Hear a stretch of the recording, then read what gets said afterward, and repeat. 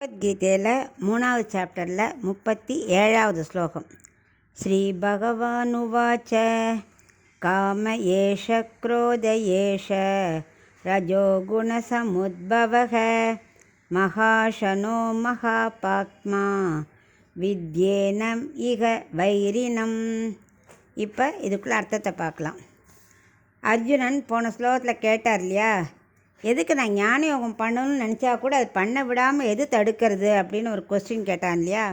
அதுக்கு இப்போது கர்ணன் பதில் சொல்கிறார்.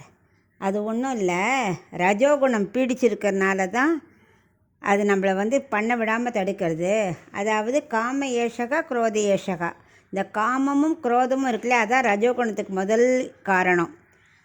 அது நமக்கு அனாதி காலமாக நம்மளோடையே ஊறின்னு இருக்கிறதுனால நமக்கு காமம் நம்மளை விட்டு போவே மாட்டேங்கிறது.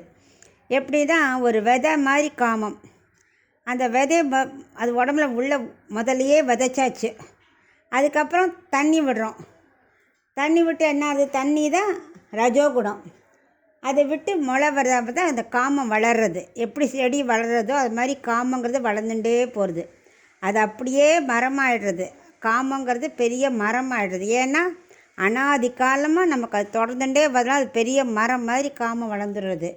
அது என்ன பண்ணுறது, விஷய சுகத்துலேயே நம்மளை பிடிச்சி இழுக்கிறது.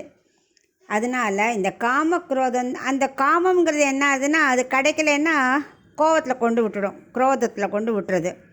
ஏன்னா ஒரு பொருள் நமக்கு கிடைக்கலைன்னா அது என்ன பண்ணும், அந்த பொருள் யார் நம்மளை தடுக்கிறாளோ அவன் மேலே கோபம் வரும். ஒன்று பொருள் கிடைக்கணும்னு ஆசைப்பட்டு கிடைக்காட்டாலும் கோபம் வரும். அந்த பொருள் வேண்டாத ஒன்று நம்மளை தேடி வந்தாலும் நமக்கு கோபம் வரும். அதனால் இது எல்லாமே என்ன பண்ணும், குரோதத்தில் கொண்டு விட்டுறதும். அந்த குரோதம் மெல்ல லீட் பண்ணி பாவத்தில் கொண்டு விட்டுறது. அதனால் என்ன பண்ணணும், இந்த ரஜோகுணத்தை நம்ம கம்ப்ளீட்டாக குறைக்கணும்.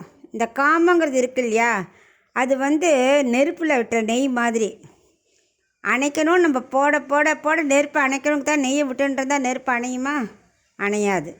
அது மாதிரி இந்த காமங்கிறது ஆசை இருக்குல்ல, அது அணையவே அணையாது. மேலே இதை அனுபவிச்சு நிறுத்திடுவோம் அப்படின்னு நினைப்போம், நிறுத்த முடியாது. அடுத்த ஆசை வரும், இப்படியே வளர்ந்துட்டே போகும். அதுக்கு ஒரு உதாரணமே இருக்கானே, அந்த கெயாதி. அவன் என்ன பண்ணான், அவ்வளோ வருஷம் ஆகியும் என்ன பண்ணான், கோவம் அவனுக்கு ஆசையே அடங்காதனால தன்னோட கடைசி பையன், மற்ற 2 பசங்களாம் மாட்டேன், அப்புறம் கடைசி பையன் என்னோடய வயசை எடுத்துக்கோன்னு சொல்லி அவ்வளோ 1000 வருஷம் அனுபவித்தான். அப்படியே அவனுக்கு அந்த காமம் அடங்கலை. அப்புறம் தான் முடிவு பண்ணாச்சு, இந்த காமங்கிறது அடங்கக்கூடியதே இல்லை, நம்ம தான் அதை விட்டு வெளியில் வரணும் சொல்லிட்டு மாறினான். அந்த மாதிரி இந்த காமத்தை அடக்கிறது ரொம்ப கஷ்டம்.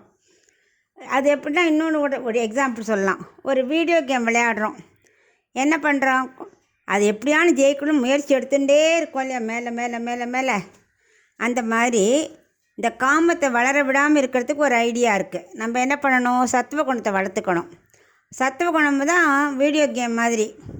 அதை விளையாடி நம்ம ஜெயிக்க போகிற மாதிரி சத்துவ குணத்தை வளர்க்க ரஜோகுணம் நம்மளை விட்டு போயிடும்.